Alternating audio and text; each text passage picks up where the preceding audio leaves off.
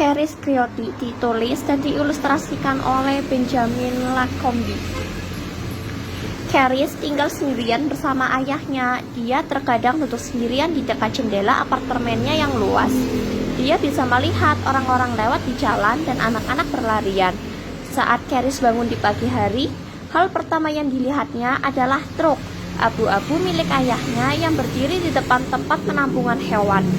Ayahnya membawa anjing, kucing, dan kelinci yang berkeliaran di jalanan dan membawa mereka ke tempat penampungan hewan. Caris suka makan apa saja. Dia terutama menyukai keju gorgonzola dan coklat. Jadi apa yang tidak dia suka itu cherry. Dia sangat membenci cherry dan kue, permen, dan sesuatu yang disukai ibu. Dia sangat benci cherry. Dalam setai dan yang mengerikan itu, Caris menyukai buku komik yang menampilkan bajak laut fiksi ilmiah. Saat dia membaca ensiklopedia hewan yang menampilkan burung, dia lupa waktu. Tweet mencicit, cici bayi-bayi, cuku kakak padat-padat, kukok, tatok, stok, bro. Caris tahu cara membuat semua suara ini. Keju gorgonzola ini adalah keju yang sebagian besar diproduksi di wilayah Gorgonzola, terletak di sebelah timur Milan, Lombardi, Italia. Kejunya lembut seperti krim dan dengan semburan jamur berwarna biru kehijauan. Ketika di sekolah, Caris adalah anak terkecil di kelas. Dia sekecil kacang hitam di atas piring. Suatu saat, gurunya berbicara dengan suara keras. Caris, majulah ke papan tulis dan selesaikan soal ini. Kamu membutuhkan 5 buah stroberi untuk membuat sebotol selai. Jadi, berapa banyak stroberi yang kamu perlukan untuk membuat 5 botol selai? Saat itu, dia mendengar anak-anak cekikikan dan menggodanya di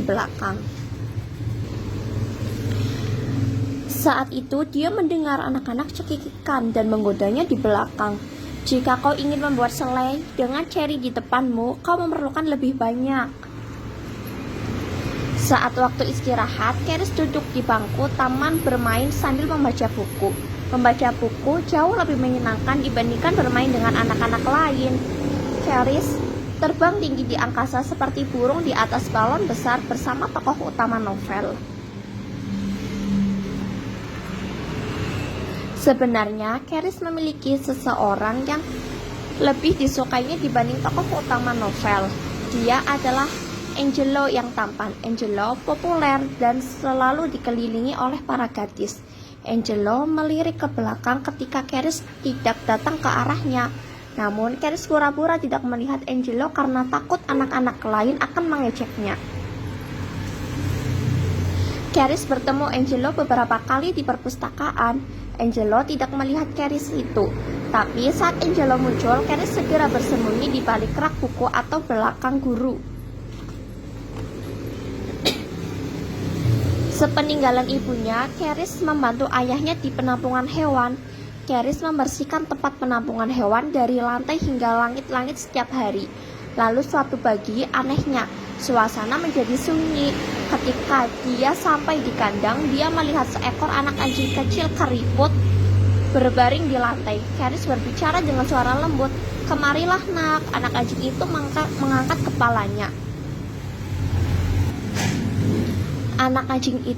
mengangkat kepalanya. Itu adalah jenis anjing bernama Sharpie yang dibawa dari Cina. Caris pernah membaca penjelasan tentang anjing di ensiklopedia binatang. Caris membelai anjing itu berkata, "Namaku Caris, mulai sekarang namamu menjadi Creotti." Caris tidak meninggalkan sisi Creotti sedikit pun. Mereka berlarian bersama, berjalan-jalan, bermain-main, dan berguling-guling. Singkatnya, mereka selalu bersama. Ayah berkata dengan wajah khawatir, "Caris, kamu tidak boleh melakukan itu. Creotti bukan anjingmu. Kapanpun pemilik aslinya datang, kamu harus melepaskan Creotti."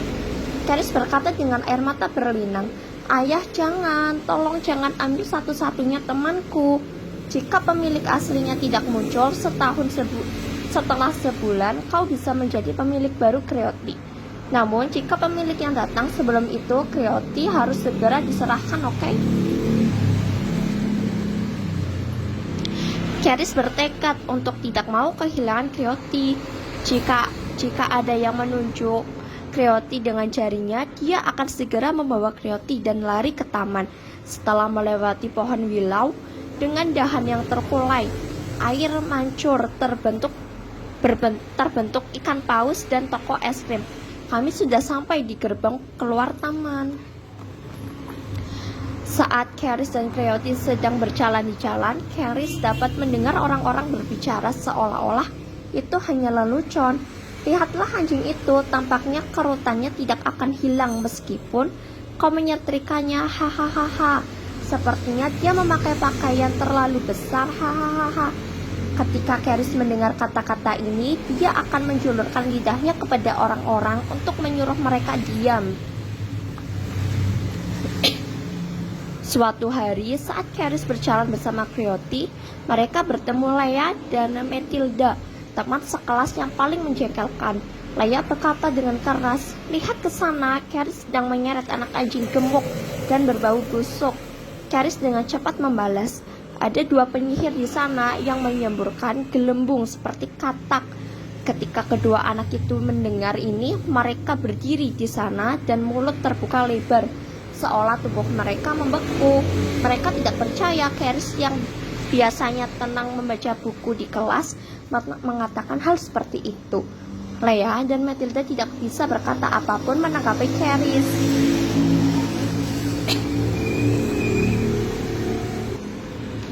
Hari ini tepat 1 bulan sejak Creoti datang ke penampungan hewan.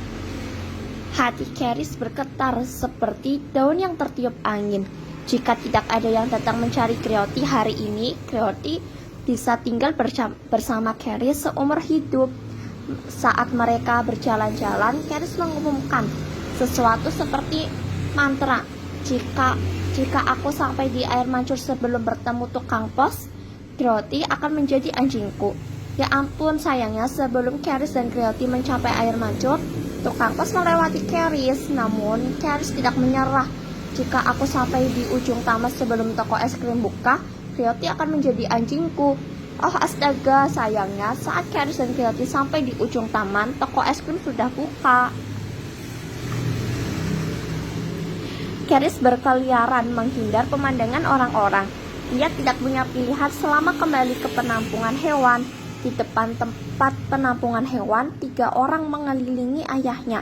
Sepertinya mereka pemilik Creoti. Keris ingin melarikan diri, tapi Creoti berlari ke arah ayahnya dan orang-orang itu. Keris berdiri sambil memegangi tali yang pengikat Creoti. Creoti sangat senang melihat pemiliknya. "Tidak, tunggu." Namun pemilik Creoti tidak lain adalah Angelo. Setelah menepuk Creoti, Angelo menoleh ke arah Keris. "Terima kasih telah merawat anak anjing kami selama ini. Kami tinggal tepat di seberang jalan. Kamu akan sering datang untuk melihatnya. Anak anjing ini kan?" Keris berteriak kegirangan.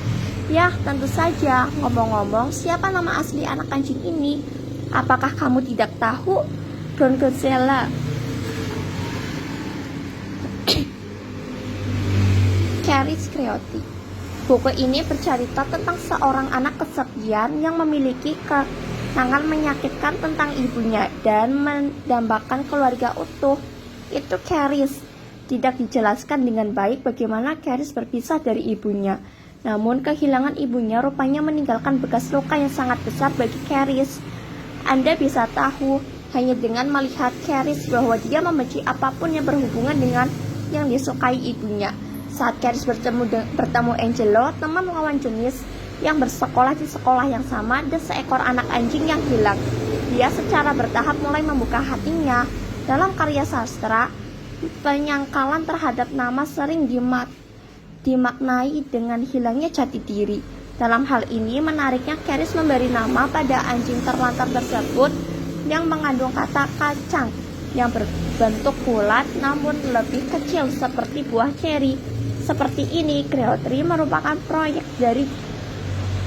proyeksi diri sendiri dan mencurahkan kasih sayang padanya dapat dilihat sebagai proses memperoleh sikap positif terhadap diri sendiri. Oleh karena itu, Keris menunjukkan ketertarikannya pada Creotri pada awalnya, kemudian kasih sayang, dan akhirnya berbagi kasih sayang yang sehat. Ini adalah cerita yang umum bagi anak-anak untuk berhubungan dengan orang lain selama masa perkembangan. Karya ini merupakan mahakarya yang secara halus menunjukkan bahwa cara mengatasi luka akibat hubungan dapat ditemukan melalui hubungan dengan orang lain, khususnya pada adegan terakhir. Saat kita mengetahui bahwa nama asli Creotri adalah sama dengan keju favorit Keris, Gorgonzola, perasaan hangat terasa di hati kita saat kita menyadari bahwa kita mempunyai sahabat sejati yang menyukai hal yang sama. Hal seperti Cherry itu datang, sedangkan Creotri, anjing yang sempat dipelihara Keris, merupakan jenis anjing bernama Sharpie. Sharpie dikatakan dari kata kulit kendor dalam bahasa Cina. Itu sebabnya kerutan yang tersebar di seluruh tubuh merupakan ciri yang besar. Nenek moyang Sharpie sangat tua hingga dapat ditelusuri kembali ke sebelum Masehi. Konon gambar seekor anjing yang dianggap sebagai nenek moyang Sharpie muncul dalam lukisan dinasti Han di Tiongkok yang berasal dari abad ketiga sebelum Masehi. Sharpie dikatakan mandiri, ramah, dan sangat cerdas. Karena kesetiaannya yang tinggi, mereka konon dijadikan anjing petarung dan anjing penjaga domba dan ternak. Yang tidak biasa adalah mereka memiliki kebiasaan menghancurkan rumah anjing saat sudah dibangun. Jadi katanya kebanyakan diletakkan di dalam rumah. Tempat aslinya adalah provinsi Guangdong di Cina Selatan.